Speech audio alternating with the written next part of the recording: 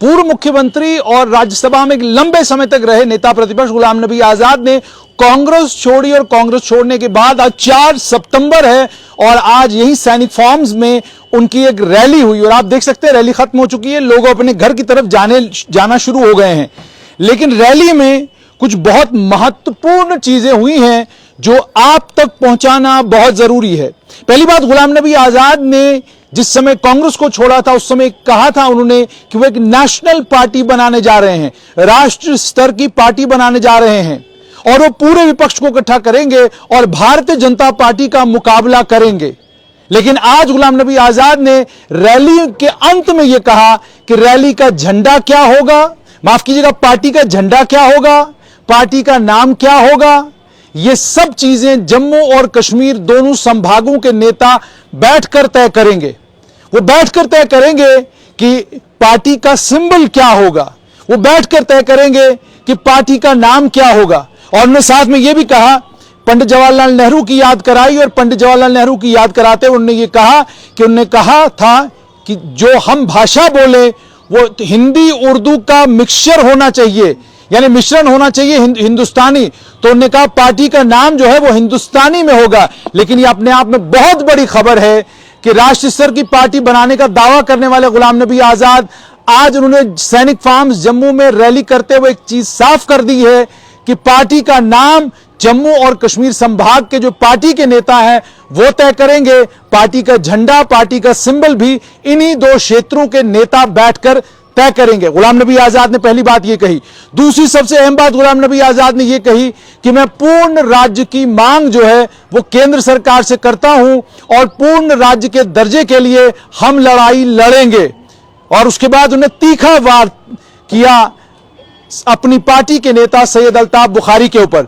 उन्होंने कहा जिस नेता को की पार्टी जब बनी मैंने उस नेता को लेकर कभी कुछ नहीं कहा, मैं बिल्कुल चुप रहा, मैं बिल्कुल खामोश रहा, लेकिन हमने पार्टी क्या बनाई और उनकी पार्टी, मेरी पार्टी के बनाने के फौरन बाद उन्होंने तीखे वार मेरे ऊपर चलाने शुरू कर दिए। उसके बाद शोएब नबी लोन को लेकर उन्होंने ये कहा कि जब इनके पिता का देहांत हुआ और उसके बाद जब ये एमएलए बने, एमएलए बनने के बाद एक बड़े की तरह मैंने इनका ख्याल रखा और आज मुझे बड़ी खुशी हुई है कि शोएब नबी लोन जो है अपने घर और अपने उसी बुजुर्ग के साथ वापस आ गए हैं जिसने इनका ख्याल रखा था। उसके बाद गुलाम नबी आजाद ने अपने भाषण में बहुत सारी चीजों को गिनवाया और उन्होंने ये कहा जब हम एम्प्लॉयमेंट के एवेन्यूज की बात करते हैं, नौकरी देने की बात करते हैं, तो मेरे कार्यकाल के बाद ये सभी चीजें जम्मू कश्मीर में नहीं हो पाई। कश्मीरी पंडित समुदाय को लेकर कहा कि उनके रिलीफ और रिहैबिलिटेशन के लिए हम पूरी तरीके से वचनबद्ध हैं और पूरी कोशिश करेंगे। और साथ में गुलाम नबी आजाद ने एक और अहम बात कही कि कश्मीरी पंडित समुदाय को लेकर जो नौकरियां उनके लिए मैंने 6000 लाई थी उनमें से 3000 नौकरियां मेरे ही कार्यकाल में दी गई। अब मुझे जानकारी ये मिल रही है कि अभी तक 6000 नौकरियां जो मेरे समय में आई थी अभी तक उन्हें वो तमाम नौकरियां नहीं मिली हैं। उसके बाद गुलाम नबी आजाद ने तमाम नेताओं को गिनवाया कि कौन सा नेता उनके साथ है, कब से कौन सा नेता उनके साथ है। लेकिन सबसे अहम बात गुलाम नबी आजाद ने जो आज की है वो ये कहा कि जिस पार्टी को वो बनाने जा रहे हैं उस पार्टी का चुनाव चिन्ह क्या होगा, उस पार्टी का नाम क्या होगा, ये जम्मू और कश्मीर संभाग के नेता एक साथ बैठेंगे और एक साथ बैठकर ये नेता तय करेंगे नाम क्या होगा और चुनाव चिन्ह क्या होगा।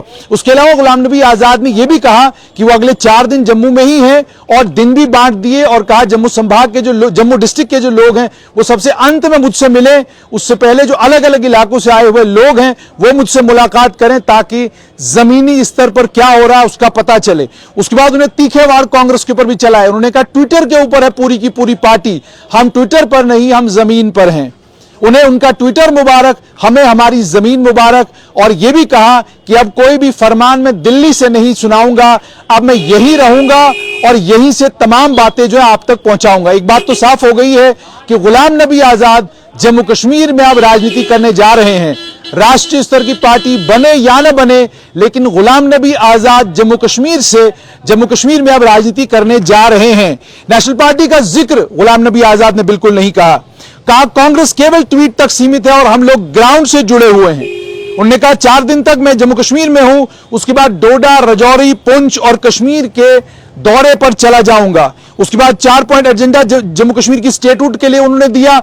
उसमें उन्होंने कहा एम्प्लॉयमेंट डोमिसाइल्स, कि जम्मू कश्मीर में जम्मू कश्मीर के नागरिकों को नौकरियां मिलनी चाहिए। हम जमीन जो है बाहर के किसी भी आदमी को नहीं देंगे।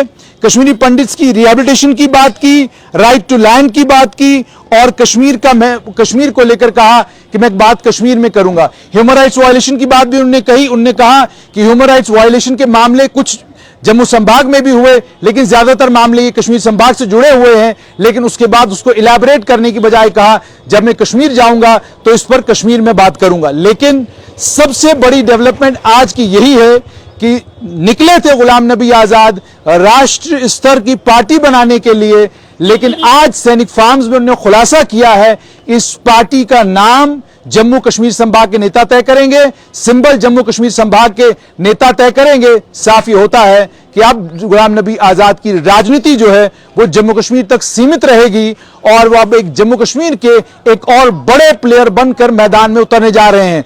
Jammu Kashmir Apni party, Jammu Kashmir People's Conference, National Conference, PDP, Congress, BJP, इन तमाम दलों के नाम लिए गुलाम नबी आजाद के खेमे के नेताओं ने और कहा इन सभी पार्टियों से लोग हमारे संपर्क में हैं।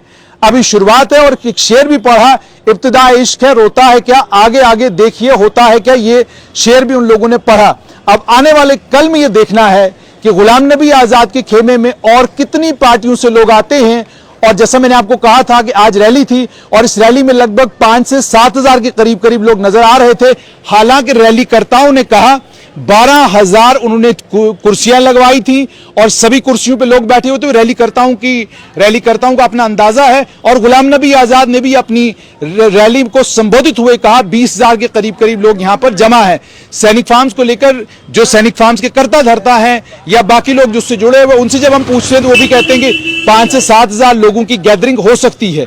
गैदरिंग 5 से 7 हजार की हो या 20,000 की हो, बड़ी खबर ये कि गुलाम नबी आजाद जम्मू कश्मीर वापस आए हैं और अब राजनीति यूं लगता है नेशनल लेवल की हो या ना हो, लेकिन जम्मू कश्मीर के स्तर पर वो राजनीति के दंगल में उतर आए हैं।